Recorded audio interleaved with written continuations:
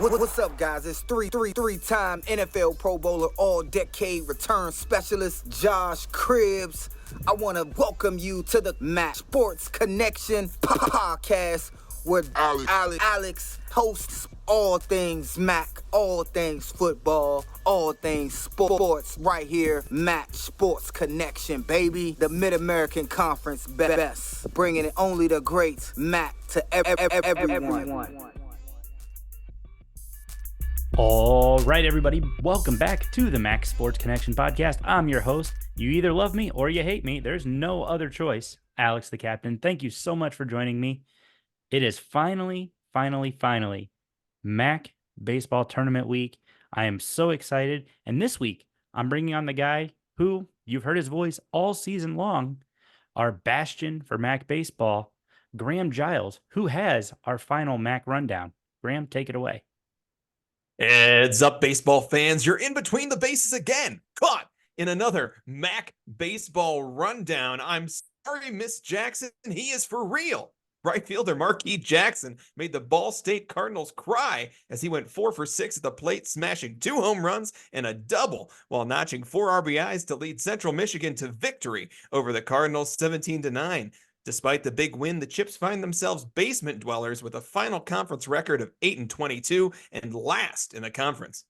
Eastern Michigan might be foragers because this one seems like a morale victory. EMU managed to outpunch Bowling Green 10-9 on May 10th. 5 Eagles had multiple hits to secure the win, including Kyle Schrodel, who hit a home run and a double and tallied 3 RBIs. The Eagles finished the year 10th in the conference with a record of 9-21 in MAC play. They call me the Seeker. Right fielder Sam Seeker got what he was after as the Akron Zips took down the Ohio Bobcats 12-3 on May 16th. Seeker went 3 for 6 at the dish with a double, a triple, and 4 RBIs. To end the year, the Zips are 9th in the conference with a record of 10-20.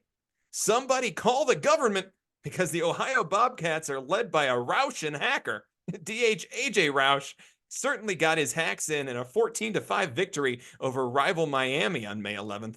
Roush went 3 for 4 at the plate with a home run, a double, and 4 RBIs. The Bobcats are 13-17 in conference play and finished the year 8th in the conference.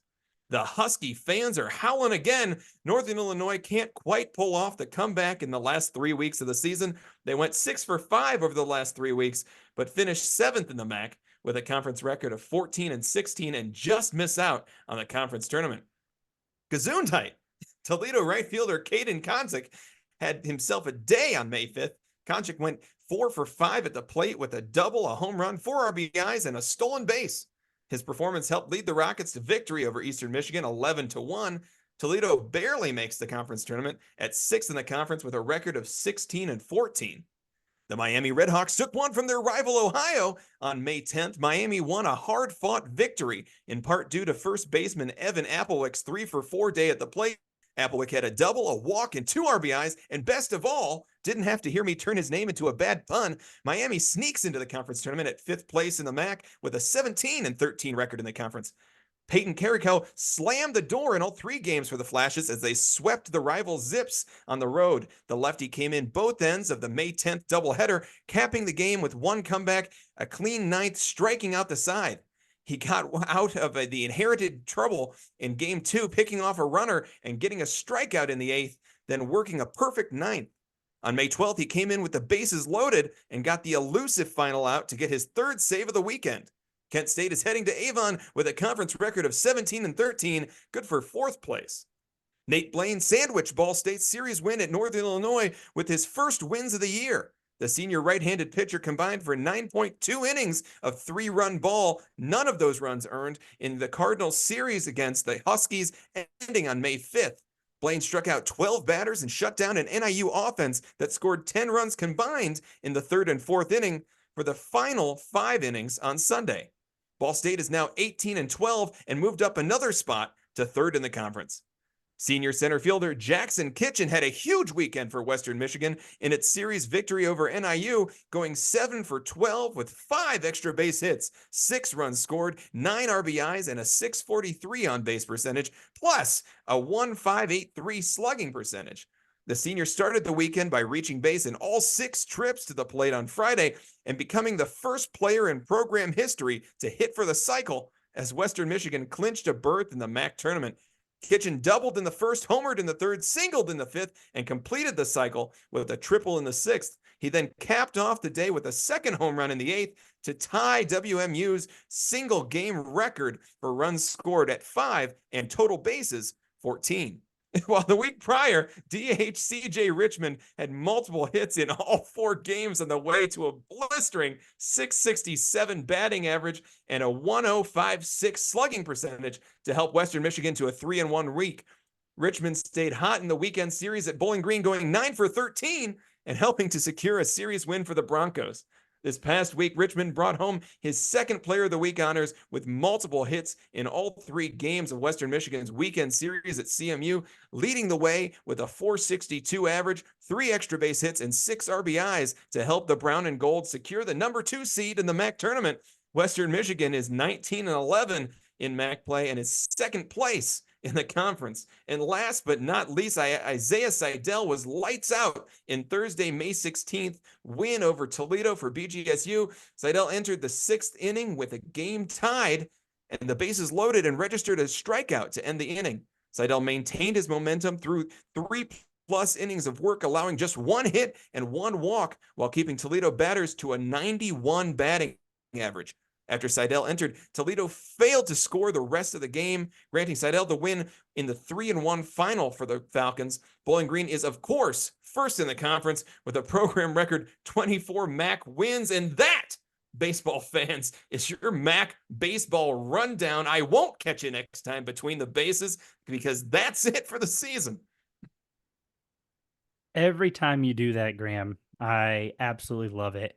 Your turn of phrase, your alliterations, all of that has been wonderful. So first off, thank you for doing that all season. But second off, welcome back to the show. Appreciate you hopping on, and we've got some MAC baseball to talk about. It's tournament week, Graham. Well, I love talking MAC baseball with you. I love talking MAC baseball with anybody, but especially you, because you give me a platform to say puns and alliteration to the masses.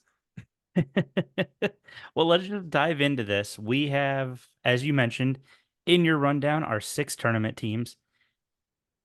A few surprises from our preseason predictions. I went back and I sat down and I looked at the stuff we talked about. We got player of the years that, we either got wrong or right.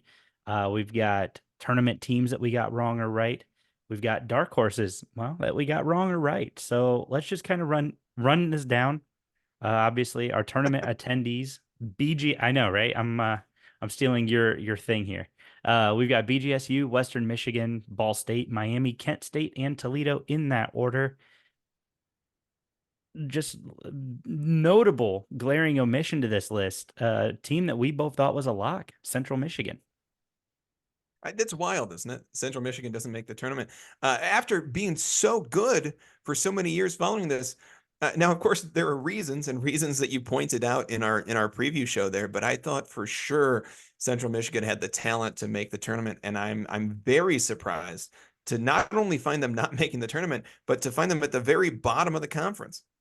I think that really is the biggest surprise of all, right? We talked about coaching changes, potential injuries, players transferring to Cincinnati with the former coach, and we both thought that they would be competitive. We both thought that they would be an Avon, especially with the expanded format.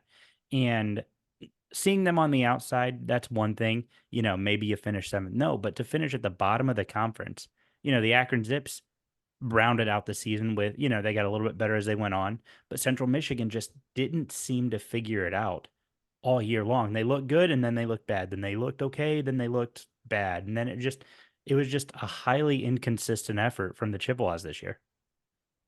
Well, it seemed like in those early season games, the Chips looked okay, especially when we have those early season tournaments in February, especially with going up against teams who frankly are much better suited to play in baseball in general, much more talented, much deeper teams. And Central held their own as well as any MAC team did in the early season against those non-conference opponents. But after February, Central really fell apart. Not the effort that you obviously want out of Central Michigan. And again, I think part of the coaching change. Again, you lose a lot of players to transfer. That's going to all play a big factor in this. I That being said, we won't stay on Central Michigan too long. I fully expect to see them back in this tournament next year. You get a year, big changes. It happens. I think the chips are going to be fine. You're not hitting the panic button yet. You're resetting. You're figuring everything out.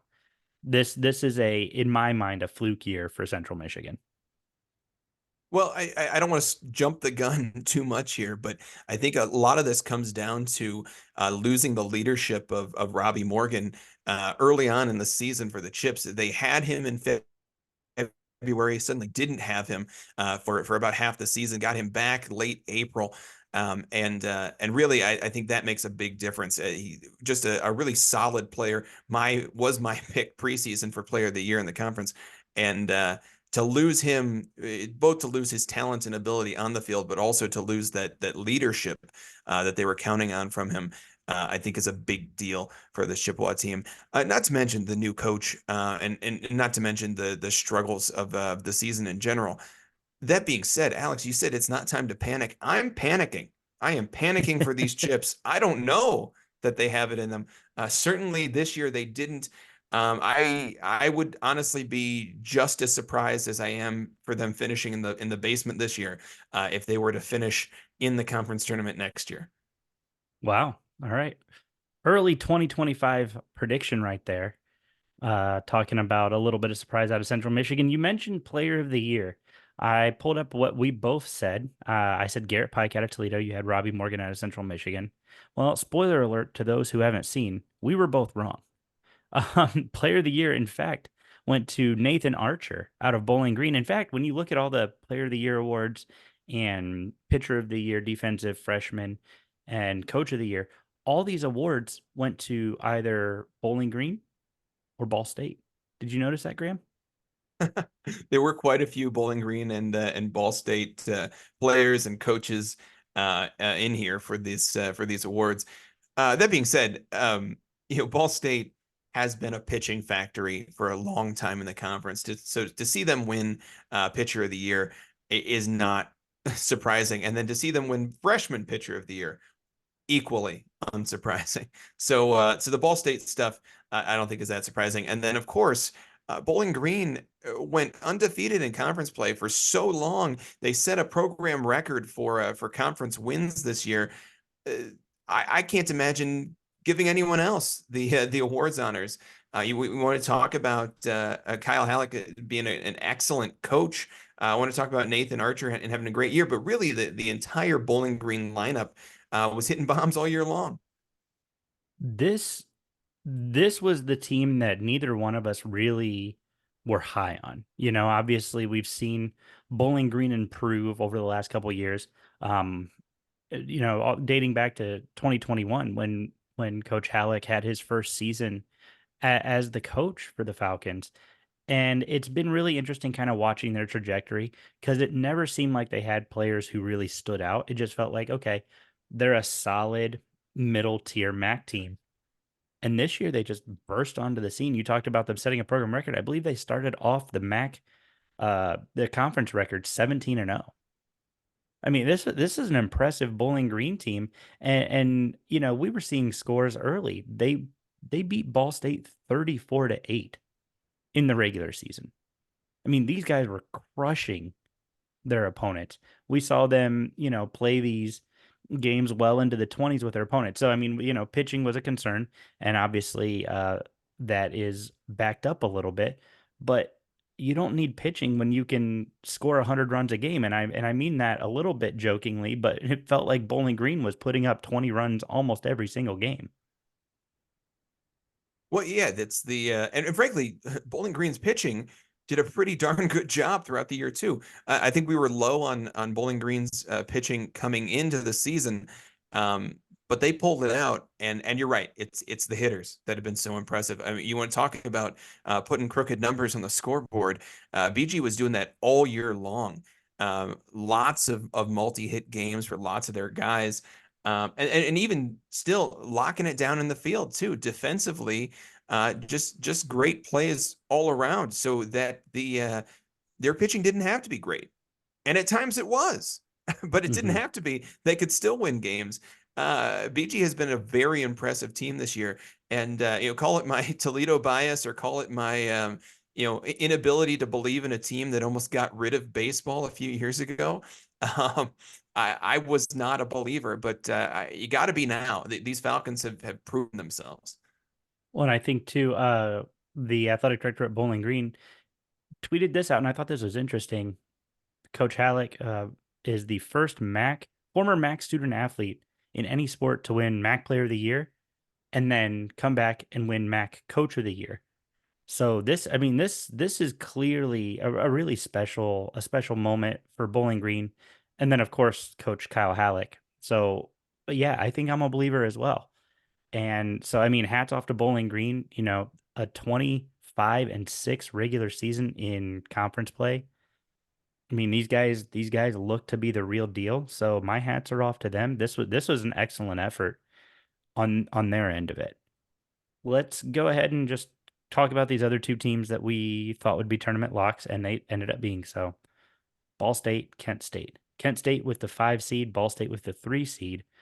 Ball State takes on Toledo. Actually, you guys will get this recording Wednesday morning. So shortly after you listen to this, you guys will have the chance to tune into Toledo versus Ball State in the first game of the tournament, and then Kent State versus Miami in the late afternoon. I want to say it's the 5:15 game. Not where I expected these teams to finish. You and I had both mentioned that we thought Kent State was the prohibitive favorite in the conference and was probably going to just run away with the league, and that didn't end up being the case. Well, I thought Kent State had both the leadership as well as the talent, and it's something that we looked at CMU, and we said, they have the talent. Do they have the leadership? And it turned out the answer was no. Now it remains to be seen whether that leadership can develop, but at least for this season, they didn't have that. I thought Kent State had that rare combination of both, and frankly, they performed about as well as I think we expected them to. I mean, when we look at the standings here, Kent State went 17-13 in conference play. I expected them to get 20 conference wins, but 17 isn't that far off. They went 27-25 overall. That's about what I would have guessed. I think really I would have put Kent State 3 more wins in the win column if you asked me to guess what their final record would be. Both conference and overall. I would have given them 3 more conference wins to get 20 conference wins, and then those 3 wins would have tacked on to 30 wins overall. But we just had teams. I mean, we talk about Western, Ball State, Kent State, Miami, and Toledo. They're all separated by a total of 3 games. From second place all the way down to 6th place, we've got 3 games between these teams. It was just a very close race for the other conference spots at the tournament other than Bowling Green.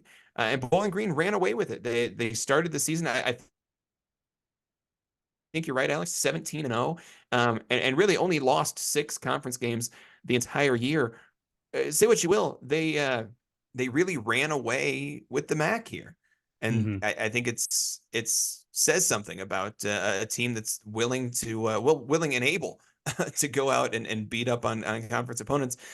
They also weren't that bad out of conference. I mean, we know what to expect when we look at MAC baseball teams, and they don't generally fare that well outside of the conference. But they held their own. The Bowling Green Falcons held their own out of the conference. They really kicked butt in the conference, and I think that's the difference. And we talk about Kent State and not being at the top of the conference. The difference is that Bowling Green took it. When we look at everybody else, Kent State's in spitting distance, but Bowling Green went and took that top spot this year, and good for them. Yeah, for sure. Let's go ahead and just kind of jump into this tournament a little bit. Obviously, we've got Bowling Green, Western Michigan taking the top 2 seeds. What are you expecting to happen? I think, we talked about Kent State, 7, 8 weeks ago, maybe longer than that, definitely longer than that. But we talked about them back in February about Kent State winning this tournament, running away with it. Uh, Kind of the whole you have to pick a team now. Is Bowling Green playing the baseball to right now to win this thing, or after that incredibly hot start, do we think that they've kind of slowed down a little bit and people are figuring them out? I mean, Western Michigan took that series from them just a few weeks ago, literally 2 weeks ago, um, at Bowling Green. Well, since their hot start, Bowling Green's gone 7-6. So Bowling Green started the season 17-0. I have finished the season in conference play 7-6. So this is a team who looked about 500 to end the year, and the rest of these teams looked about 500 to end the year. Ball State, Kent State, Miami, Toledo, all of these teams. Toledo not so much. Toledo kind of went on a little bit of a skid there to end the year. But most of these teams in the conference finished out the season around 500. Western being the exception.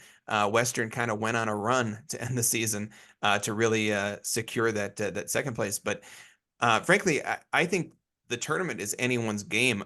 Bowling Green certainly has played the best baseball in the conference this year. But if you want to talk about just the last 3 weeks or last 4 weeks of conference play, this could be anybody's ball game.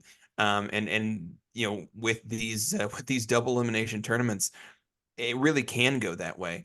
If I had to pick a team today, I would pick the same team I picked back in February, and I would pick Kent State again. I think Kent State's going to come. I still think they're going to come out of this tournament the champions, but I think the smart money is on Bowling Green. Just nobody's ever said that I have smart money, Alex. Well, it's if you and I had smart money, we'd be living in a big old mansion, Graham. I'm looking at this bracket here, and you've got Kent State. They got to go take on Western Michigan, who, as you mentioned, um, went on a great run. They've got to take on Miami. If I'm Kent State, I'm not worried about Miami. I obviously don't overlook Miami, game one of the tournament, but I think Kent State almost accidentally played themselves into a pretty favorable position because you don't have to potentially face Bowling Green until day 3 or until game 3 in the winners bracket, right? You've got an opportunity here for a semifinals matchup with a Bowling Green team. I don't know. It's so tough. I think Toledo, with their skid, I mean, we saw them as high as the second seed, just a couple weeks ago, and now all the way down to the 6th seed. Toledo is just on an awful skid right now. Really played poorly against Bowling Green up until that final series, and even then, like they were playing a lot of come from behind. And I just, I don't know. This is I feel like Toledo's in the worst spot they could hope to be in, but I feel like Kent State, as a 5 seed, is in the best spot they could hope to be in. I completely agree. I mean, now this will depend a lot on who wins these games. But I think Kent State has an opening matchup against Miami that they can win, and obviously in these double elimination tournaments, the worst thing that can happen is for you to lose that first game, because that puts you on the chopping block the rest of the tournament. You're fighting for your tournament life the rest of the way. So to have a winnable game right up front is a big win for them. And then to come in and know that you don't have to play Bowling Green. If you win the game, you don't have to play Bowling Green right away. I think that's another thing. Kind of get your tournament legs under you, ready to go. If you can take down Western. Now, Western's been hot. Western's been a hot team over these last few weeks. That's the I think. Let's see. We go through here for Western. They've gone 4-2, and so they've gone 7-2 in the last 3 weeks here. So pretty impressive for that team. I don't know that you want to match up with either of these teams. Bowling Green has been great all year, but has been less great lately, and Western has been good all year and has been great lately. So Western has so not either lost a series since April. Just something so worth noting. so again, just a now all of these are single game matchups, and anything can happen in a single game. So and we've seen that throughout the conference all year long. So I don't know whether Kent State pulled a good draw here, but I do think the Flashes have the ability to compete with anybody in this tournament. Really, the only team that I'm worried about right now is Toledo. They certainly have the talent to compete, but lately they've looked lost. Mhm. And I think that's concerning. You want to enter this postseason play time of the year hot. You want to enter this kind of the way Western has entered the tournament, where you're really just hitting your stride now. And Toledo is going the opposite direction. I think they might have their work cut out for them. If I'm Toledo, who am I throwing out on the mound first tomorrow against Ball State? Do I throw out Grant Umberger or do I hold on to him for the Bowling Green game? He's the best pitcher on that pitching staff right now. Or do I throw out Noah Johnson and hope he can do enough to get the win against Ball State?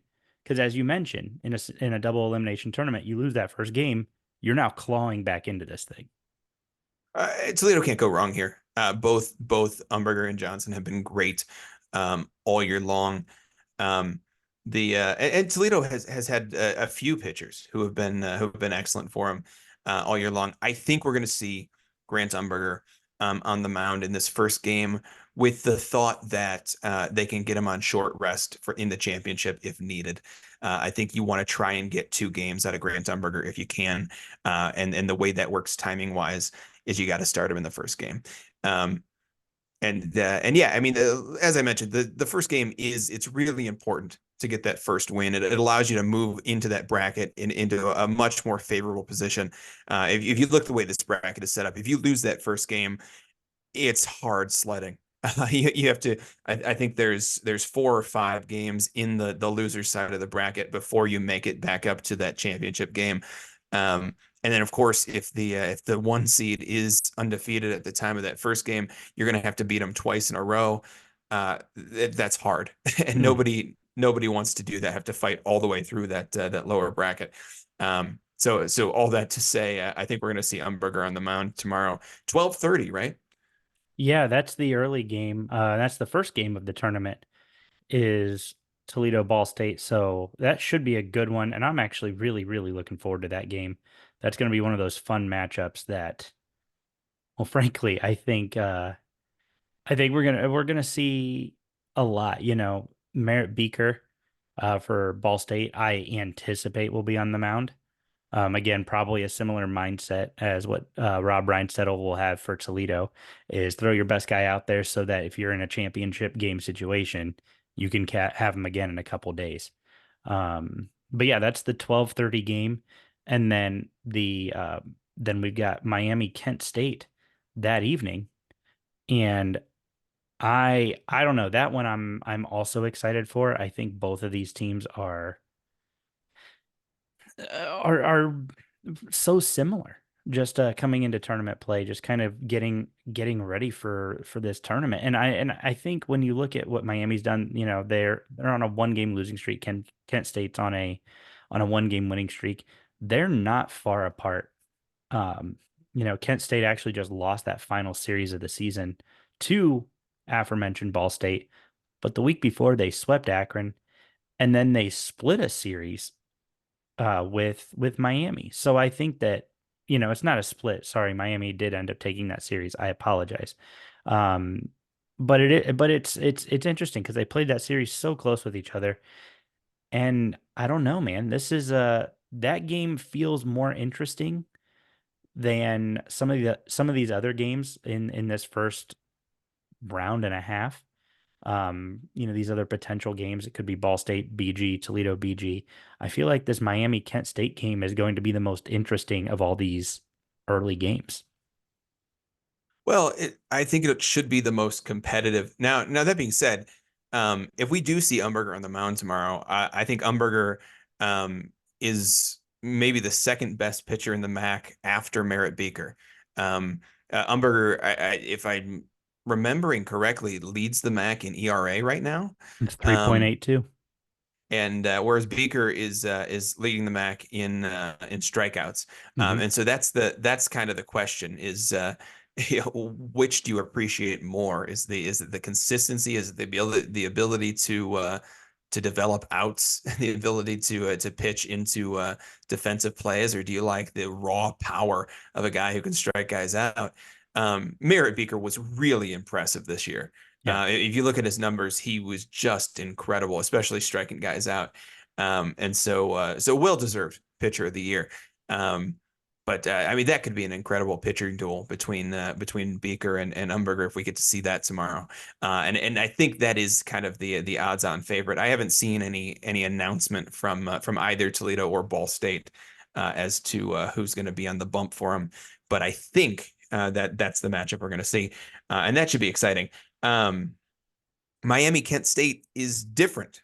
Both of these, I think, are the most well-rounded teams in the conference. I think Miami and Kent State both have pitching and fielding and hitting.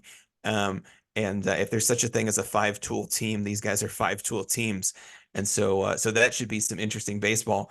Both these teams also, Miami and Kent, have the ability to come back in games. So don't be surprised if you see one of them go up early and then watch the other team claw their way back. I think both of these should be evenly matched. Ball State might have the edge in Toledo. We talked about Toledo on their skid here. So if I had to pick these games tomorrow, I'm picking Ball State. I'm picking Kent State, but that's only because I like the word state. That's fair. So that means you like Bowling Green State this weekend then as well, right? So you got Ball State, Kent State, Bowling Green State. So I'm picking up a theme here, Graham. Yes. State. Yeah. It says I mean, state. Graham's going to pick you. If I had to pick three teams to be among the three teams to win the tournament, those are the three I would pick. All right. You guys heard it here first. When a team with the name State or with state in their name, they're going to win the tournament. Graham told you first. So obviously, I think, for me, my money has to be on Bowling Green. My tournament underdog is probably Kent State. And I know we talked about Kent State being the favorite in the preseason. And I know we talked about, well, they could go out and win this thing. And I like where they're positioned in the bracket. I think they're definitely my underdog. Who wins? Let's just say, we obviously we've picked our tournament champions, or at least I have. I know you kind of mentioned you think Kent State could still win this thing, but it seems like we agree the smart money is Bowling Green, right? Well, as I said, the smart money is Bowling Green, but my pick is Kent State. Okay. I think the Flash has come out of this and head to the NCAA tournament. They have the experience. Now that being said, Bowling Green has been incredible, and I don't I don't I have no qualms against folks picking Bowling Green to win the thing. That makes sense to me. From my perspective, I think Kent is going to pull it out. I think they're a more fun pick than taking the chalk in Bowling Green. So I like that. But how about this, Alex? If Kent beats Bowling Green, should we put a bet on that? Yeah, I'm down with that. What's that bet got to be?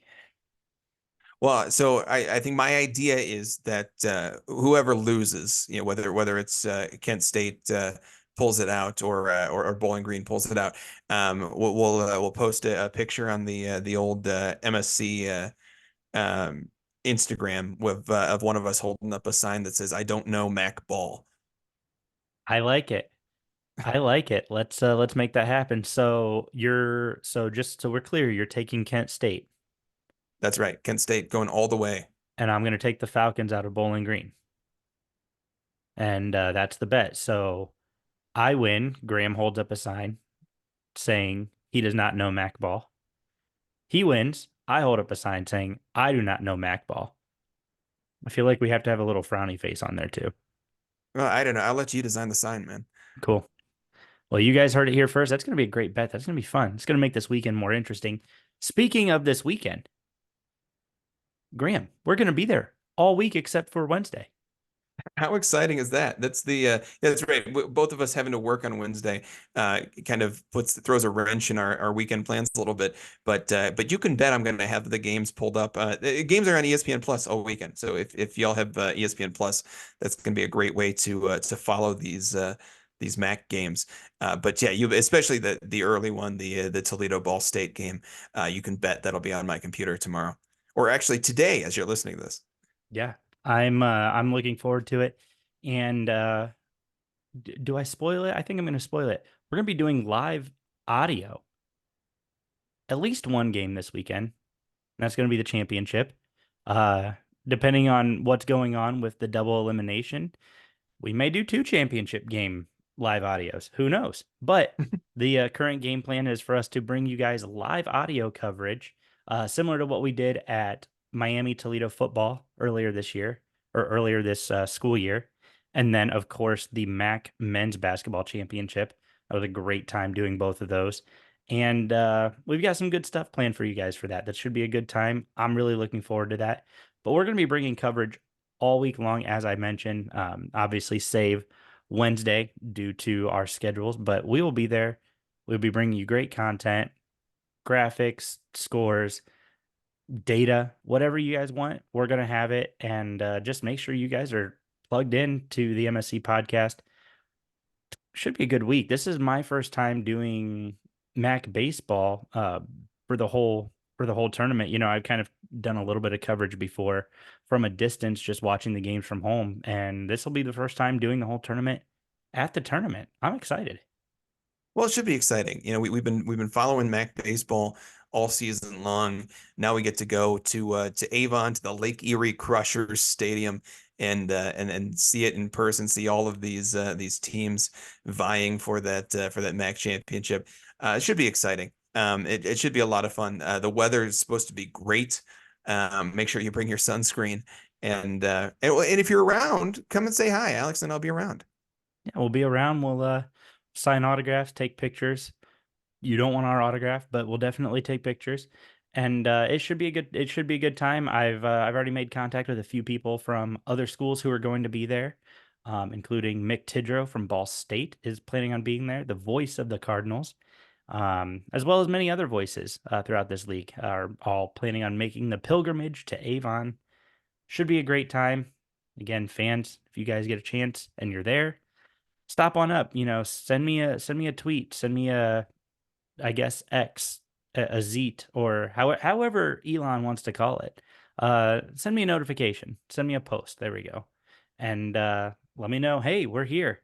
And we'll come down, we'll say hi, we'll interact, and because that's the best part about going to these games is getting to interact with fans, followers, people who love the MAC, people who love their schools. That's always one of my favorite parts of any time I go to a sporting event in this league.